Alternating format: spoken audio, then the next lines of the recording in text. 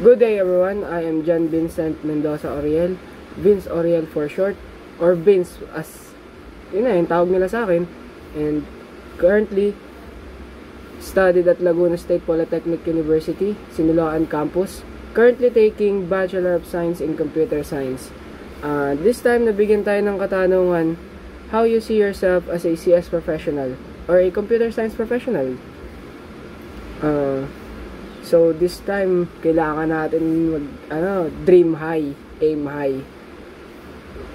Di ko rin alam kung ano yung future para sa akin, pero this time sasagutin ko siya based sa mga bagay na gusto ko para sa sarili ko. And meron lang naman akong tatlong bagay na kung sakaling i-consider kung ipapursue ko yung trabaho ko sa course ko, which is a data analyst, a cybersecurity, tsaka full stack developer. Uy, diba? Lalim naman nun.